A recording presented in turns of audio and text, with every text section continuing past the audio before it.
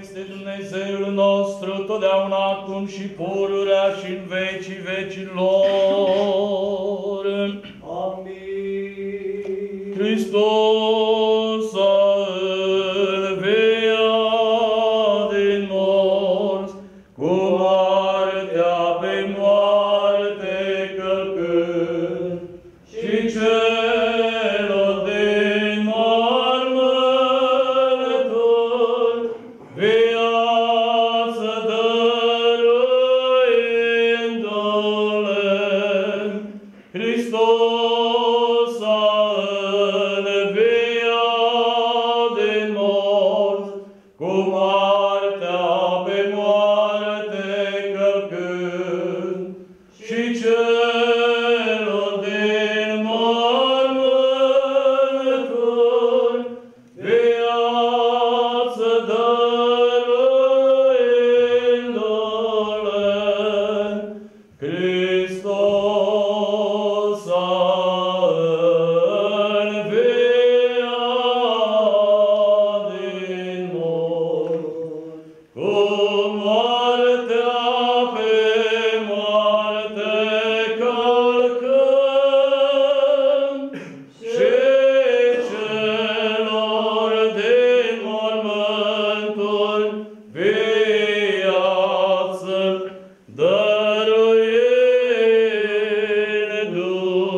dăruindu-le.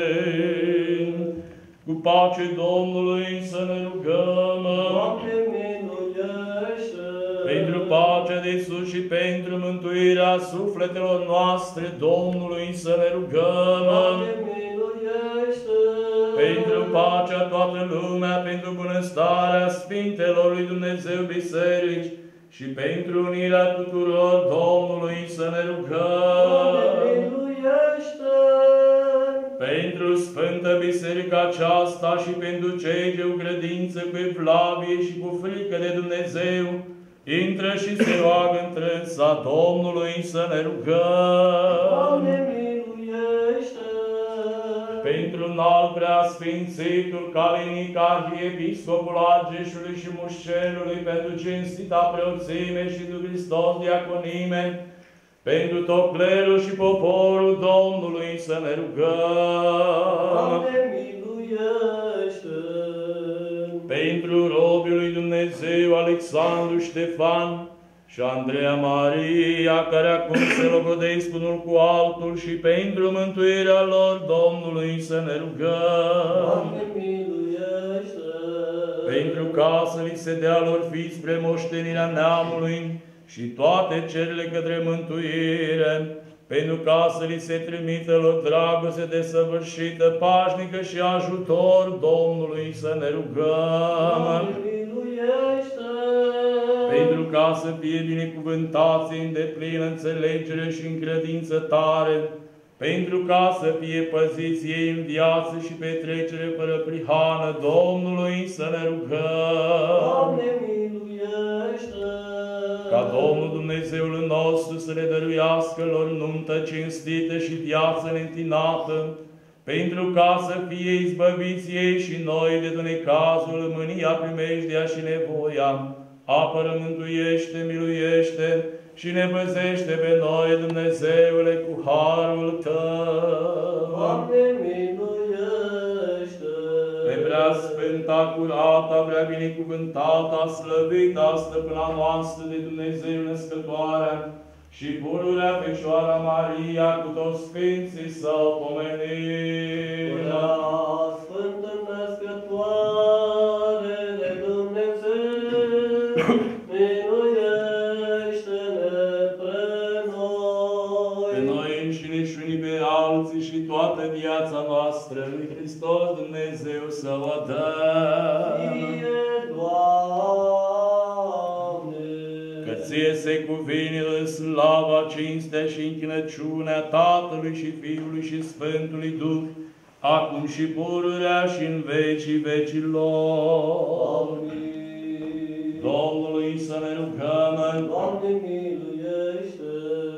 Dumnezeule cel veșnic, care pe cele despărțite le aduni într-o unire și ai pus dragostea legătură neîntrerupt, Cel ce ai binecuvântat pe Isaac și pe Rebecca și i-a arătat pe ei moștenitor făgăduinței tale, însuți binecuvintează și pe robii tăi aceștia, Alexandru, Ștefan și Andreea Maria, povățuindu-i pe dânsi și spre tot lucru bun, că milostiv și iubitor de oameni Dumnezeu îi slavă înălțăm Tatălui și Fiului și Sfântului Duh, acum și pururea și în vecii vecilor. Amin. Pace tuturor! Duhului tău. Capetele voastre Domnului să le plecați. Fie, Doamne. Că ție se cuvine slava, cinstea și închinăciunea Tatălui și Fiului și Sfântului Duh, acum și pururea și în vecii vecilor. Amin.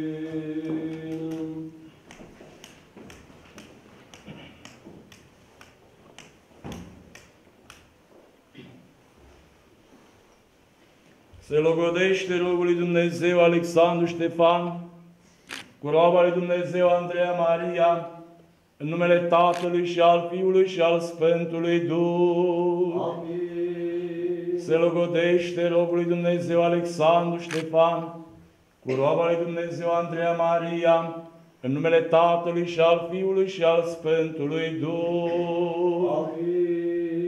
Se logodește robul lui Dumnezeu Alexandru Ștefan, cu roaba lui Dumnezeu Andreea Maria, în numele Tatălui și al Fiului și al Sfântului Duh, acum și pururea și în vecii vecilor. Dreapta,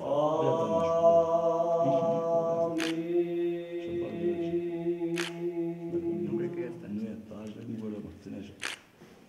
Ține degetele așa. Nu trebuie a ta, trebuie a lui Doamne.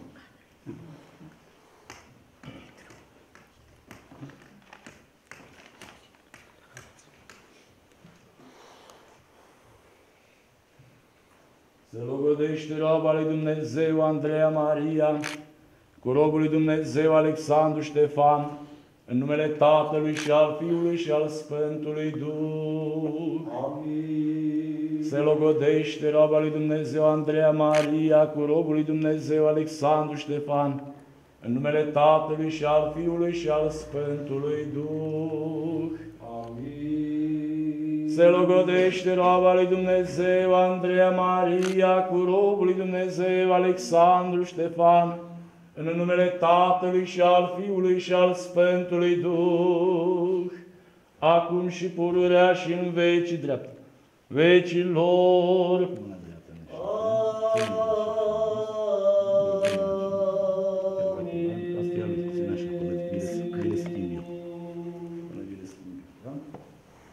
Domnului să ne rugăm.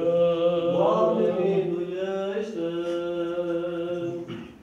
Doamne, Dumnezeul nostru, care împreună cu sluga Patriarhului Avram, ai călătorit în Mesopotamia, trimițându-l să logodească femeia stăpânului său Isaac, și prin mijlocirea scoaterii de apă ei descoperi să logodească pe Rebecca. Însuți binecuvintează logodna robilor tăi acestor Alexandru Ștefanu și Andreea Maria și întărește cuvântul ce și-au dat. Unește-i pe ei cu sfânta unire cea de la tine, că tu din început ai zidit parte bărbătească și femeiască, și de la tine se însoțește bărbatului femeie spre ajutor și spre dăinuirea neamului omenesc.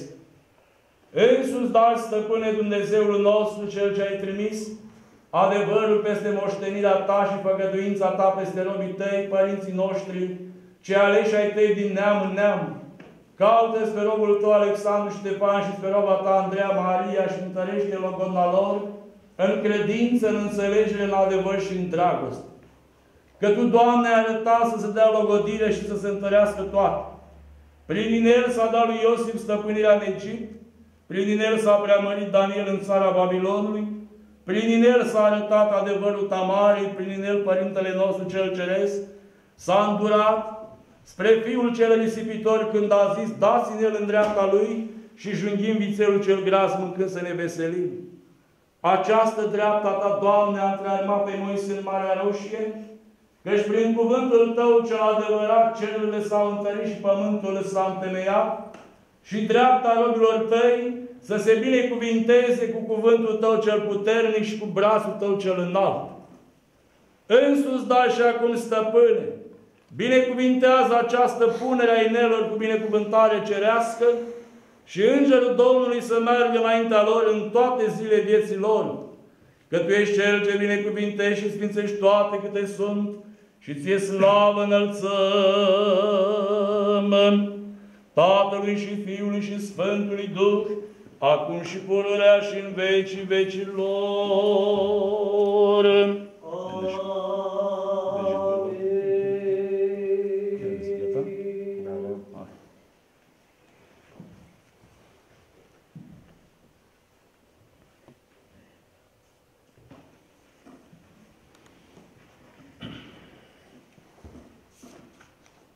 Fericiți toți cei ce se tem de Domnul, care umblă în căile Lui, rodul muncii mâinii Tale vei mânca.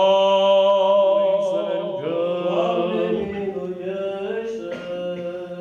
Dumnezeule, cel prea curat și ziditor la toată făptura, care din iubirea Ta de oameni ai prefăcut coasta strămoșului Adam în femei și ai binecuvântat pe dânsii și ai zis, crește și vă înmulți și stăpâniți pământul și pe amândoi ai arătat un trup prin însoțire, căci pentru aceasta va lăsa omul pe tatăl său și pe mama sa și se va uni cu femeia sa și vor fi amândoi un trup și pe care Dumnezeu i-a unit omul să nu-i despartă.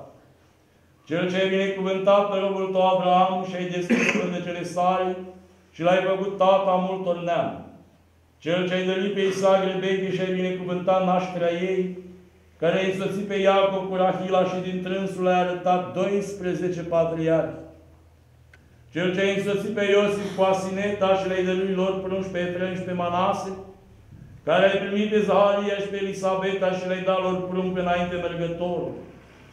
Cel ce din rădăcina lui Esei după trup ai crescut pe pururea Fecioara și din trânsa te-ai întrupat și te-ai născut spre mântuirea neamului omenesc, care pentru negrăitul tău dar și multă bunătate vei mânca la Galilei și nunta care era acolo ai binecuvântat-o, ca să arăți că din voia ta se face însoțirea cea după lege și nașterea de prunci din trâns.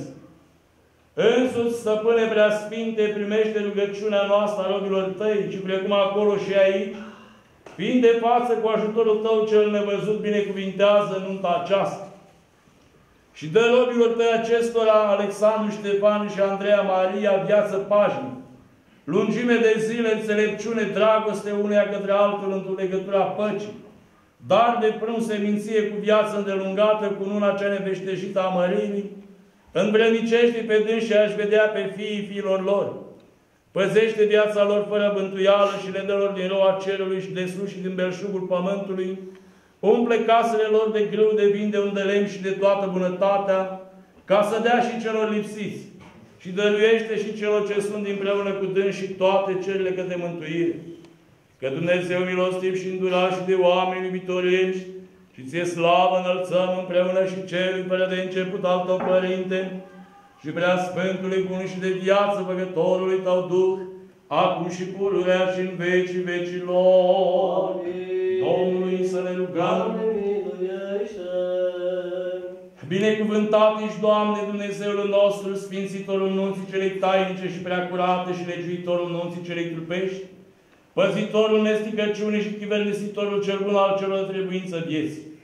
Însuși, Stăpâne, Cel ce dintr-un început ai zidit pe om și l-ai pus pe dânsul ca pe un stăpân al făpturii și ai zis, nu este bine să fie omul singur pe pământ, să-i facem lui ajutor din trânsul.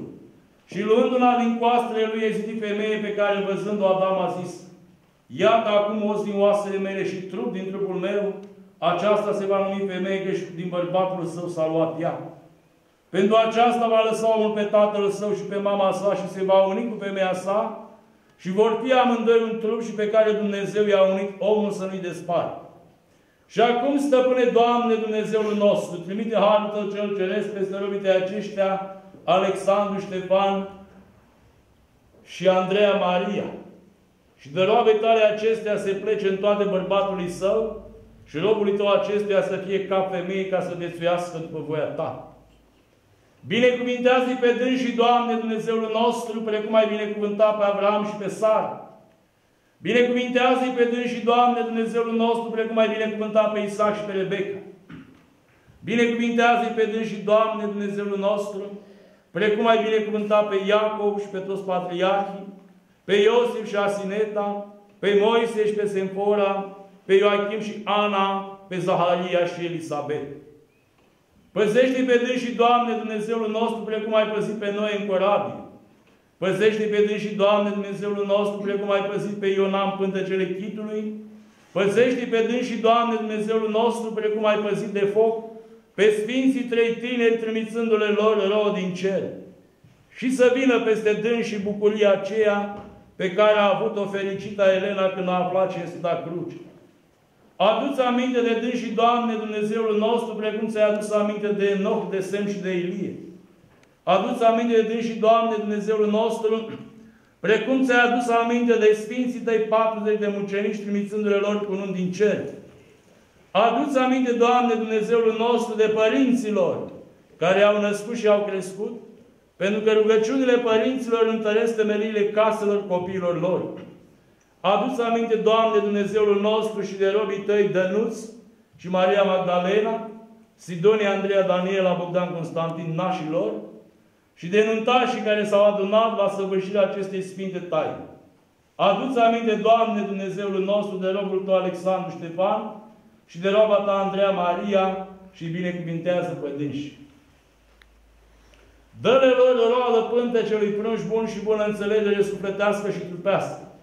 Înalță-i pe dânsii ca cedrii Libanului, ca o vie odrăslit. Dă-le lor roadele pământului ca toată îndestularea având, să sporească spre tot lucru bun și bineplăcuție și să vadă pe fiilor lor ca niște mlădițe tinere de măslin împrejurul mesei lor și bineplăcând înaintea Ta să strălucească ca luminătorii pe cer, în Tine, Domnul nostru, căreia se cuvine slava, puterea, cinstea și închinăciunea, împreună și Părintelui Tău celui fără de început și Duhului Tău celui de viață făcător, acum și pururea și în vecii vecilor. Domnului să ne rugăm. Dumnezeule cel Sfânt, care din țărână ai făcut pe om și din coasta lui ai făcut femeie și ai însoțit-o lui spre ajutor, pentru că așa a plăcut slavei Tale, să nu fie omul singur pe pământ. Însuși și acum, Stăpâne, întinde mâna Ta din Sfântul Tău locaș și unește pe robul Tău Alexandru Ștefan cu roaba Ta Andreea Maria. Mută buchetul în stânga și vă țineți de mână ca la grădiniță din Pama.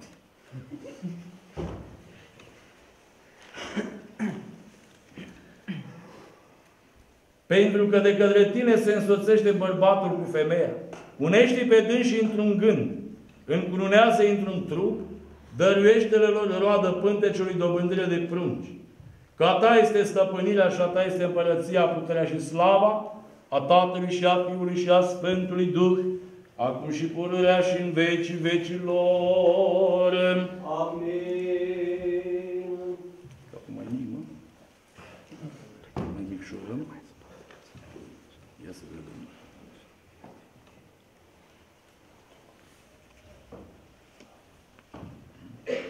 Ca să nu scape publicul.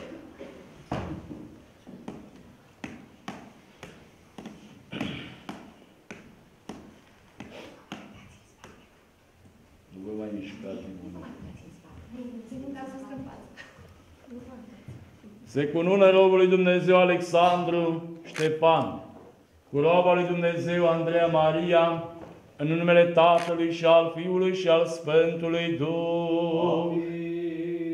Se cunună robul lui Dumnezeu Alexandru Ștefan, cu roba lui Dumnezeu Andreea Maria, în numele Tatălui și al Fiului și al Sfântului Duh.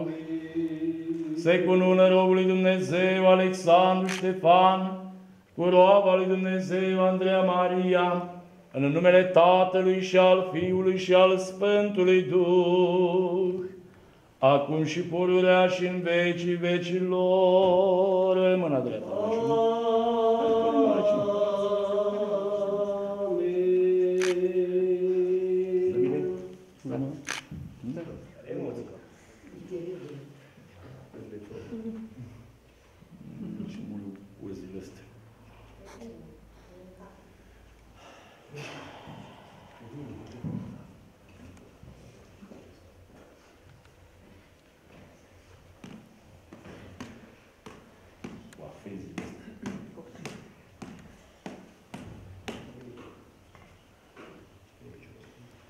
Se cunună roaba lui Dumnezeu Andreea Maria, cu robul lui Dumnezeu Alexandru Ștefan, în numele Tatălui și al Fiului și al Sfântului Duh.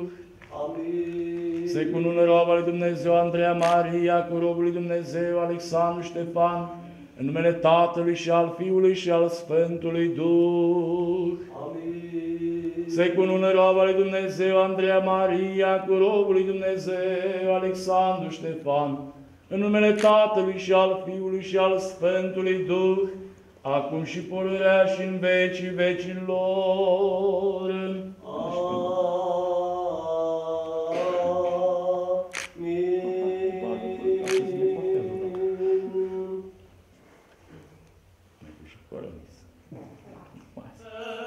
Fecioara a avut în pântece și a născut fiu pre-Emanuel, pre-Dumnezeu și omul, răsăritul este numele Lui, pe care le mărindu-l,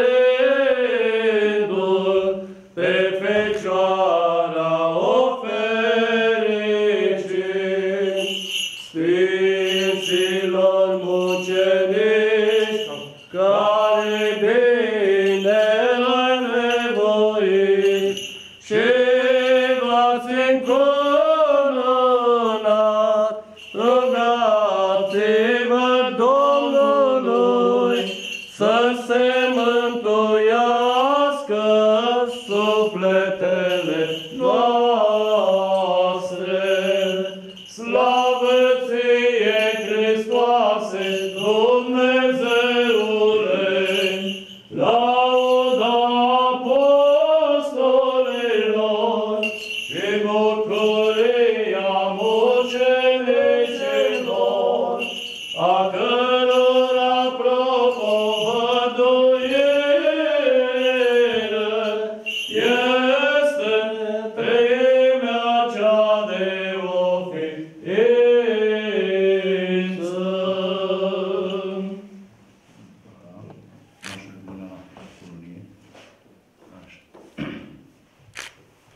Mărit să fii mire ca Avram, binecuvântat să fii ca Isaac, să te mulțești ca Iacov, umblând în pace și lucrând în dreptate poruncile lui Dumnezeu. Așa se merge Dumnezeu. Așa se merge. Așa se merge Dumnezeu. Așa, mă. Hai, nu știu. Te închin frumos, acum. Așa, sărut Evanghelia, crucea. Cununia, mâna lui nașul și al nașul.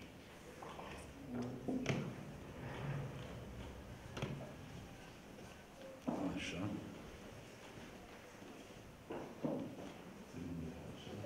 O parte la mușchea, stânga, dreapta peste mâna dreaptă. Așa. Și tu, mireasă mărită, să fii ca Sara, să te veselești ca Rebecca, să te mulțești ca Rahila, veselit-te cu bărbatul tău și păzind rânduielile legii, ca așa a binevoit Dumnezeu. Așa se merge Dumnezeu. Așa să-mi ajute Dumnezeu. Bravo! Încet. Te închin frumos.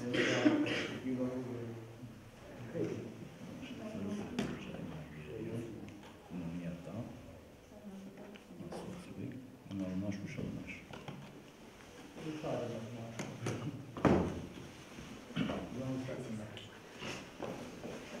Iată, fiilor duhovnicești, prin punerea mâinilor pe Sfânta Evanghelie și pe Sfânta Cruce, ați săvârșit jurământ înaintea Sfântului Altar, că veți păzi legătura dragostei și a unirii dintre voi până la mormânt, curată, neîntreruptă, dreaptă și cinstită, și că nu vă veți abate de la datoriile voastre nici unul, nici altul, urmând ce este plăcut lui Dumnezeu și oamenilor. Domnului să ne rugăm. Doamne Dumnezeul nostru, care ai venit în Cana Galilei și nunta de acolo ai binecuvântat-o, binecuvintează și pe robii tăi aceștia, Alexandru, Ștefan și Andreea Maria, care cu purtarea de grijă s-au însoțit prin unirea nunții. Binecuvintează intrările și ieșirile lor, înmulțește cu bunătăți viața lor, primește cununile lor în împărăția ta, păzindu-i curați, fără prihană și neasupriți în vecii vecilor. Amin. Domnului să ne rugăm. Tatăl, Fiul și Duhul Sfânt, treimea cea întru sfântă și de o ființă și începătoare de viață, o dumnezeire și o împărăție să vă binecuvinteze pe voi, să vă dea vouă o viață îndelungată, naștere de prunși buni, spor în viață și în credință, să vă umple pe voi de toate bunătățile cele pământești și să vă învrednicească și de desfătarea bunătăților celor făgăduite, pentru rugăciunile preasfinte, născătoare de Dumnezeu și ale tuturor sfinților tăi. Amin. Înțelepciune. Hristos adevărat, Dumnezeul nostru, Cel care a înviat din morți cu moartea pe moarte călcând și Cel ce cu venirea sa în Cana Galilei.